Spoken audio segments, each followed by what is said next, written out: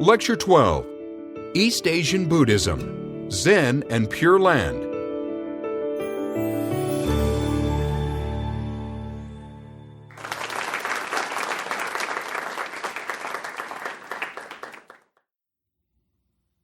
In an earlier lecture on Indian Buddhism, I discussed some of the ways that the Buddha is portrayed, meditating or with his hand touching the ground. And yet there was one image that never came up, the chubby, smiling Buddha figure that comes into the minds of so many Westerners when they think of the Buddha. Where did that come from? That representation, technically a bodhisattva, but one that over time came to be called the Laughing Buddha, is a Chinese expression of a new Buddhist ideal. An image like that could not have arisen in India. In this lecture, we'll learn about the new forms of Buddhism that arose in East Asia, like Zen, and also learn something about the process of religious transformation.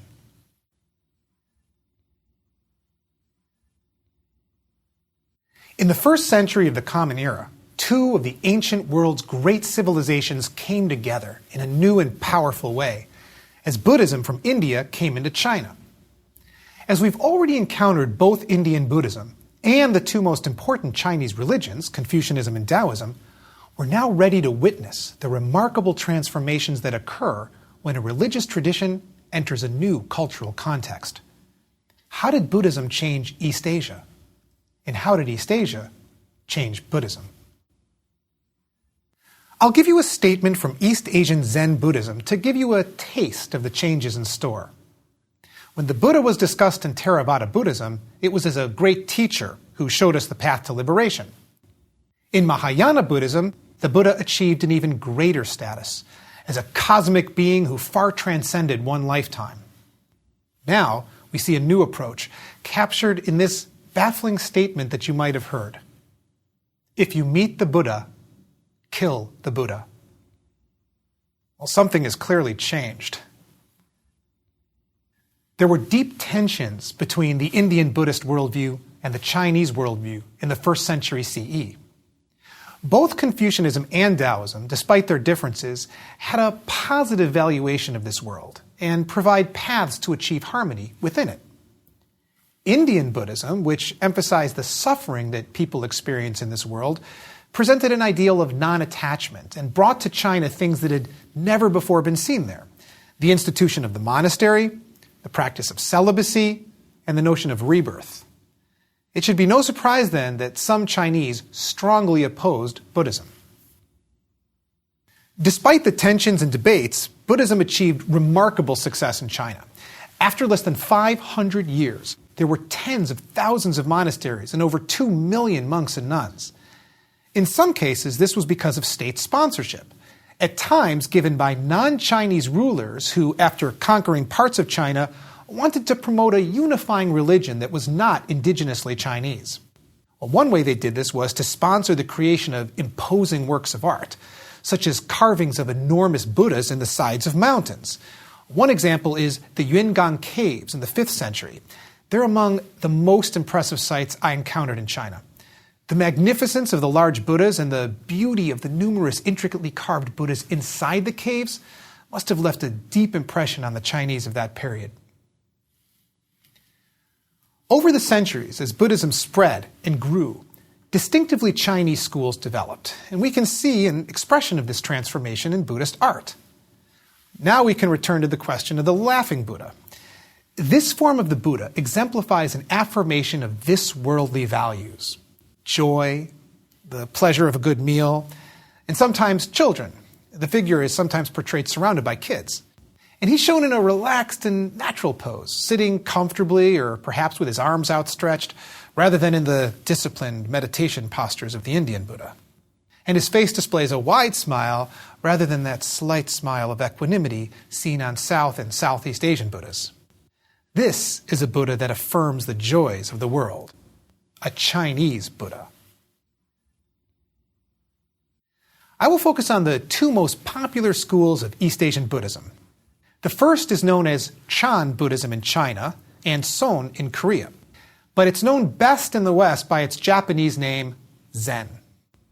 The other school, which has been one of the most popular forms of Buddhism in China and Japan, but not very well known in the West, is Pure Land Buddhism.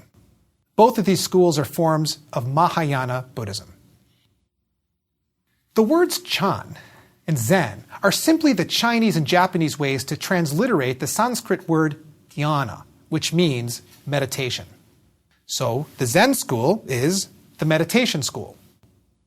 By the time Zen emerged, there were many sutras and schools, and the Buddhist world had its own power structures, bureaucracies, and complex scholarly programs. Some monks and teachers started to ask, what was this tradition originally all about? It all started with a person's experience of awakening while meditating. Too many people have lost sight of that. So Zen was a call back to the original experience of the Buddha. Okay, think of this as an analogy. Imagine a religion that's centered around the amazing qualities of mangoes. Fellow mango lovers can easily imagine this. What if numerous members of the religion spent their time studying the history of mangoes, reading accounts of people who describe the wonderful taste of mangoes, setting up businesses to sell mangoes, and learning the botanical details of the mango, and yet have never tasted a mango? I mean, you'd shake them and say, put down the books. Stop reading about other people's experiences. Taste the mango. That's all you need. Zen is a way of saying it's not about the sutras or powerful monasteries or learning philosophy. Just sit, like the Buddha sat. Observe your mind and body. See directly into the nature of things. One common description of Zen is as follows. It's a special transmission outside the scriptures with no dependence on words and letters, pointing directly at a person's mind, such that a person can see the mind and become a Buddha. The essence of Zen lies not in texts. It's in the direct experience of the mind. Nobody else can give it to you. You must discover it for yourself. The transmission of the teaching that will enable you to do this is from master directly to disciple. Thus, the concept of lineage becomes essential. You study with the master who has been recognized as awakened and qualified to teach the Dharma by his or her own master. In other words, they've received Dharma transmission. And this master, in turn, received it from his or her master, and so on, all the way back to the Buddha. Only an awakened mind can recognize when another mind has woken up. So, direct mind-to-mind Dharma transmission is a vital part of Zen. An important figure is credited with bringing this wisdom from India to China, thus beginning the lineage of Zen to East Asia in around the 6th century. His name was Bodhidharma, and there are many great stories about him, although most are probably more legend than history. It's said that when Bodhidharma arrived at the Shaolin Buddhist temple, he found that the monks lacked vigor, so he designed a series of exercises to both increase their physical and mental health and also protect them from wandering bandits in the area. This, the legend said, was the origin of Chinese martial arts, what would become known as Kung Fu, which has long been associated with the Shaolin Temple. After Bodhidharma gives Dharma transmission to his successor, who would now be the 2nd patriarch in the Chinese line, this starts a new lineage. The key figure in the Chinese Zen lineage is the 6th patriarch Huineng, whose teachings are said to be given in the most important sutra in Zen, the Platform Sutra. Looking at the teachings of this sutra will help us see the distinctive features of Zen. Huineng was said to have been an illiterate commoner. And this is significant because it shows that a great Zen master need not have any formal education. In the sutra, Huineng says, "Good friends, enlightenment and wisdom are from the outset possessed by people. It's just because the mind is deluded that they cannot attain awakening to themselves. They must seek a good teacher to show them how to see into their own nature." This one passage shows one of the most important contributions of Zen to the Buddhist worldview. In earlier Buddhism, there was a sense that people had to practice diligently, often over the course of many lifetimes, before they could gain the wisdom to become enlightened. But here, Huineng presents a radical teaching. You are already enlightened. You have Buddha nature within yourself. You just don't see it because your mind is clouded. All you need to do to see into your own nature, you have to realize your own Buddhahood. When I say realize your own Buddhahood, I use the word realize in both of its senses. You both recognize that you have Buddha nature within, and then you manifest it, make it real, by getting the deluded mind that obscures the pure Buddha nature out of the way. In addition to these changes in religious thought, there were changes in other areas as well, such as in approaches to work and food. In India, there's a long-standing tradition of and respect for begging as a way for monks to sustain themselves. When you're in India, it's likely that you'll see Indians giving money to and receiving blessings from wandering holy people. But in China, the attitude toward begging was quite negative. Beggars were seen as parasites. There was a high value placed on productive work. In Chinese monasteries, the monks began to grow their own food so that they could sustain themselves instead of relying on begging. East Asian monasteries are known for their gardens, which are tended by monks, and for the fact that monks consider the work they do in the monastery, from sweeping floors to building upkeep to tending the garden, as part of their meditation practice. This development accompanied another important change. Chinese Buddhists, as well as Korean and Vietnamese Buddhists, put a far greater emphasis on vegetarianism than Buddhists in many Southeast Asian Theravada countries. The Theravada monks who rely on begging tend to eat whatever's put in their bowl. While that's often vegetarian, it might also include fish or meat. But they shouldn't refuse an offering from a layperson, as the layperson gains merit from such offerings. But Chinese monks, following Mahayana sutras that forbid meat eating, generally follow a vegetarian diet. They have control over their food supply through their gardens, so they aim to follow the first precept against harming other beings by avoiding all meat, as prescribed in some sutras. Some Chinese Buddhists also avoid strong, pungent plants such as onions and garlic, as these are thought to excite the senses and stir up passions. We'll now look at the two major schools of Japanese Zen, Rinzai and Soto, both of which were founded by monks who visited China and then brought the teachings back. I'm going to emphasize the differences between these two schools in order to show their distinctive characteristics in sharpest relief, but they also have a great deal in common. In general, the Rinzai school is known as the hard school, and the Soto school, the soft school. Rinzai focuses on jolting the mind out of its usual patterns, using techniques to lead the practitioner to a dramatic breakthrough so they can see into their Buddha nature and become enlightened. Rinzai uses techniques like riddles, shouts, irrational language, even physical blows to move the monk to the point of awakening. Rinzai Zen features stories of dramatic awakening, the big moment of satori, the Japanese word for enlightenment. The rigorous practices of Rinzai Zen made it popular among samurai. One of the most well-known and important Rinzai techniques is the koan. Koans are short, non-rational questions, statements, or dialogues that are given to monks to meditate on. Monks struggle with these koans, creating what one Zen master called a great ball of doubt. The monks have regular meetings with the Zen master at which they present their understanding of the koan.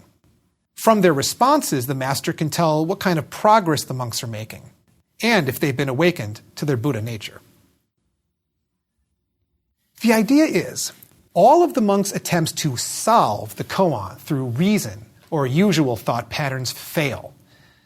The mind finally gives up these rational attempts and experiences a breakthrough.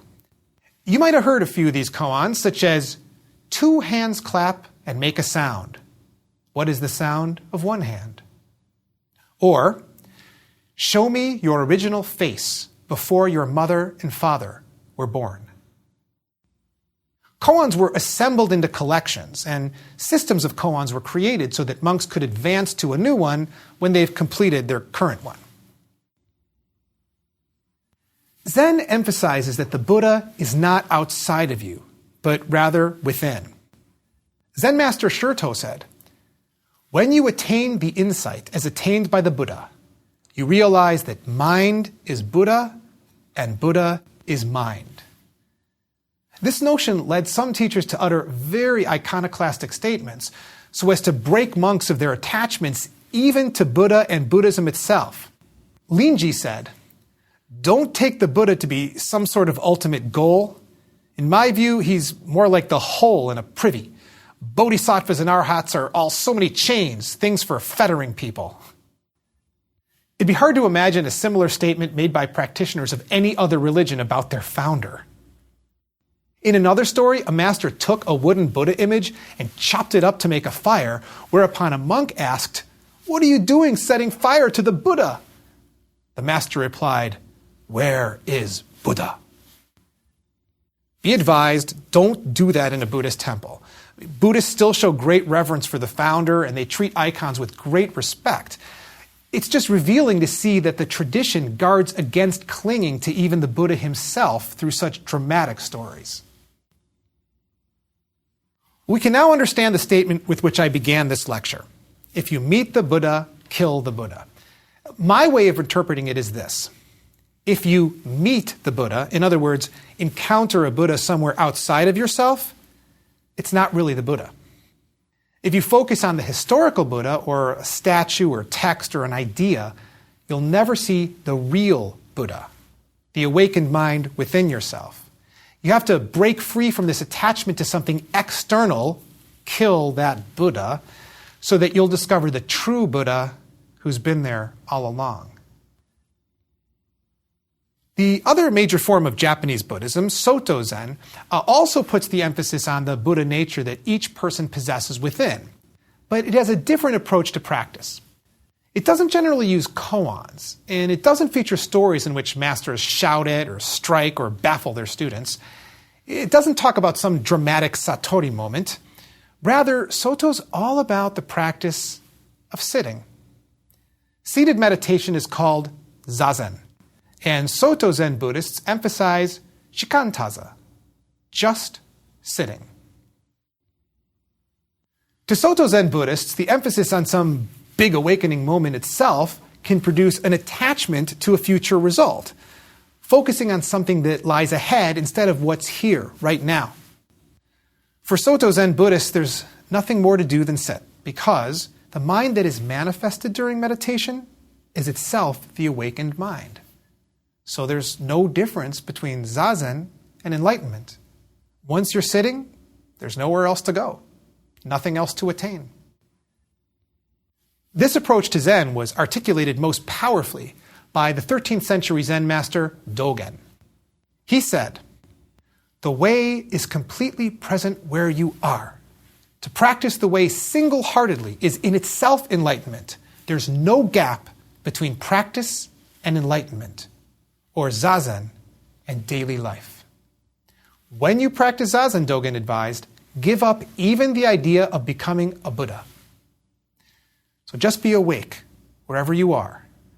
The ultimate goal is to bring the awakened mind that one experiences on one's cushion out into one's everyday life. Zen has become one of the most popular forms of Buddhism in the West, and there are Zen centers throughout America, Canada, and Europe.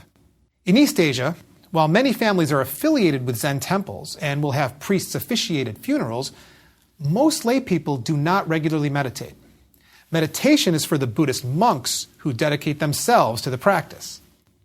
In America, however, it's usually meditation that draws practitioners, so most lay Buddhists in America do meditate. In American Zen centers, the focus is on meditation, and meditation instruction will always be offered to newcomers. Throughout the week, there will be regular meditation sessions. So if you decide to visit a Zen center for meditation, make sure to wear comfortable clothes. You'll be sitting for a while. This isn't time to wear the Sunday best. Always remember to take your shoes off when entering the meditation hall. When you walk into this room, you'll see round meditation cushions called zafus and square meditation mats underneath them called zabutans. People walk in, prepare their space, and then sit silently on the cushion, which rests on the mat. Now, if you can't comfortably sit on a cushion, there are almost always chairs to sit on. A bell will sound to indicate the beginning of the practice period, and another bell will indicate its conclusion. The entire meditation period is usually passed in silence, and sometimes sitting meditation is supplemented with walking meditation. And there are also ritual elements to these sessions, such as chanting and bowing. Many sessions will also include a Dharma talk, a Buddhist version of a sermon, where the master talks about the practice and how it applies to our lives. The most popular form of Buddhism in Japan is Pure Land Buddhism, and it differs in some profound ways from Zen Buddhism. We already know that in Mahayana Buddhism, there are conceptions of the Buddha as a more cosmic being. And there are also other Buddhas who either appear in different historical periods or in different parts of the cosmos. Pure Land Buddhism focuses on one of these Buddhas, known in Japanese as Amida. Amida was once a bodhisattva who made 48 vows to help sentient beings. In one vow, he said that he will create a special pure land for his followers, and that any who call his name will be reborn there. From this vow about calling his name, the primary Pure Land practice developed. Just like Zen, Pure Land is an example of a practice that simplified or narrowed down Buddhism to one practice, and in this case, it's chanting. In particular, chanting the name of Amida Buddha. This chant is known as the Nembutsu, which means recalling or remembering the Buddha. In Japanese, the chant is Namu Amida Butsu, which has the meaning of I pay homage to Amida Buddha, and has a sense of I take refuge in or rely upon Amida. Pure Land Buddhists can chant this aloud, either alone or in congregations. They can sing it, or they can recite it silently in their minds. In Pure Land theology, human beings are seen as ego-driven, foolish, and deluded, so they can't possibly achieve enlightenment through their own efforts. So Pure Land Buddhism emphasized the move from self-power, thinking we can gain enlightenment through our own efforts, to other power, relying on Amida's saving vow. If you perceive some similarities with Protestant Christian theology, you're not alone. The two most important figures in bringing Pure Land Buddhism to Japan are Honen and his disciple Shinran. One characteristic of Pure Land practitioners, and even the great teachers, is their tendency toward humility. They embrace other power, Amida, through what they call Shinjin awareness, entrusting or faith. Honen said, I give up my own foolish plans of salvation and devote myself exclusively to the practice of the Nembutsu. The school that developed around Honen's teaching is known as Jodoshu, the Pure Land School. His disciple Shinran is associated with the Jodo Shinshu, or True Pure Land School. This is known as Shin Buddhism, and it shares a great deal with Honen's approach, but developed some new ideas. Shinran said that since there's nothing we can do to bring about our own salvation, there is no need for celibacy or following monastic discipline. None of that will matter. In fact, since there's nothing we can do to bring about our own salvation, the question is raised, why even chant Nembutsu? Shinran explained that you don't chant to get anything. That would be self-interested, after all. Rather, one chants out of gratitude for what has already been done, the extension of Amida's saving vow to all beings. When one experiences Amida's compassion, the desire to call upon Amida with the Nembutsu will arise spontaneously in one out of gratitude. Shinran writes, the moment you entrust yourself so that the mind set upon saying the name arises within you, you are brought to share in the benefits of being grasped by Amida, never to be abandoned. Many people, upon learning about Pure Land, think, so all I have to do is chant? That's incredibly easy. Actually, although the practice itself may be simple to remember, moving away from self-power isn't so easy. In fact, some find the act of fully opening up to other power, entering into a relationship of complete entrusting, to be very difficult. So how do Pure Land Buddhists think about the Pure Land? As with every tradition, interpretations will vary greatly among believers.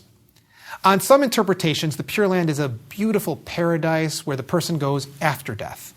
And there is a tradition in Pure Land of placing great importance on the moment of death. There are many images of Amida Buddha, flanked by bodhisattvas coming to meet the dying person and then guiding them to the Pure Land. However, many Pure Land believers say that the Pure Land is a state of being, something that can be experienced in the here and now through faith.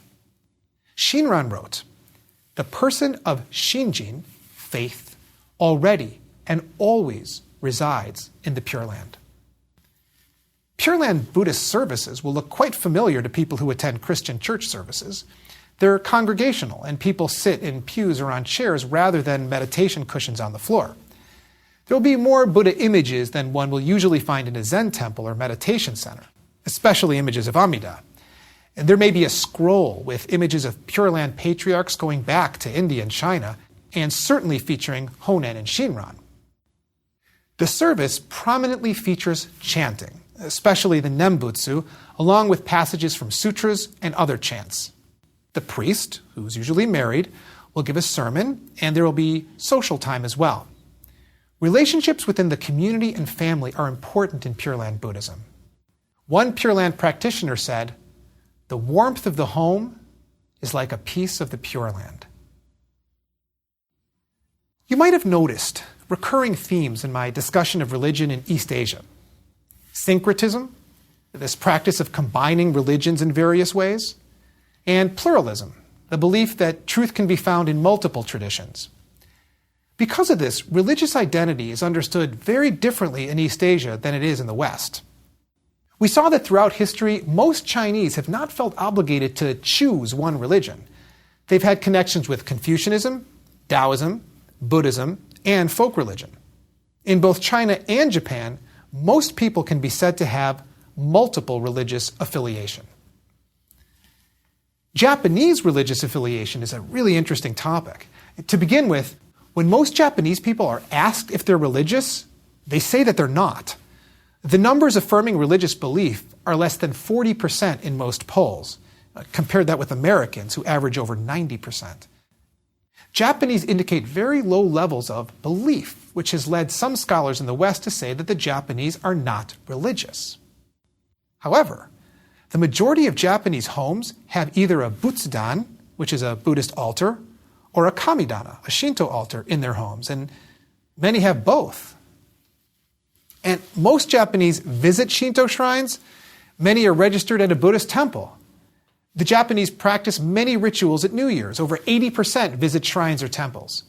And holidays like Obon, the Japanese festival for honoring the dead, which involves grave sweeping. Nearly 90% participate in the rituals for the dead. So if we look at belief, the Japanese do not seem religious. But if we look at practice, we see high levels of involvement. In addition, when polls are taken asking Japanese people what religion they practice or what they're connected with, the number of checked religions is far greater than the total population of Japan. This means that most people check more than one religion. In general, the Japanese tend to practice a particular religion at certain moments in their lives that the religion is best suited to. For example, when a baby is born or a new business is started, a Shinto priest might be called in to conduct a ritual. But when someone dies, a Buddhist priest who deals more with issues of impermanence and death will be called upon. There's a Japanese saying, "Born Shinto, die Buddhist." In fact, Christian weddings have also become quite popular in Japan, leading some to expand the saying to, "Born Shinto, marry Christian, die Buddhist." Some call this approach to religion contextualism. And many Chinese and Japanese see religions as dealing with different spheres of life rather than being at odds with each other. They're complementary, not conflicting. It's worth reflecting on why the East Asian approach to religion is so different than the Western approach. Here's one perspective. Affiliation in the monotheistic religions is based largely on belief, and many of the beliefs are mutually exclusive. One cannot both be a Christian and a Muslim, because beliefs in these traditions about the nature of Jesus and the status of the Quran cannot be reconciled. But if religious affiliation is more about practice and less about belief, then being affiliated with more than one tradition becomes possible. This approach to religion is becoming more common in the West as people are combining the religions of their birth, like Judaism and Christianity, with Asian traditions like Buddhism or Confucianism. And this is why there are more and more people in the West who think of themselves as Buddhist Jews or Zen Christians. Which brings us to the religious traditions that have shaped the cultures of the West more than any others. Until now, we focused on the religious traditions of East and South Asia. With the next lecture, we begin our study of the three monotheistic religions that all had their birthplace in Western Asia, or as it's better known, the Middle East, and went on to become the religious traditions of around half of today's world population: Judaism, Christianity, and Islam.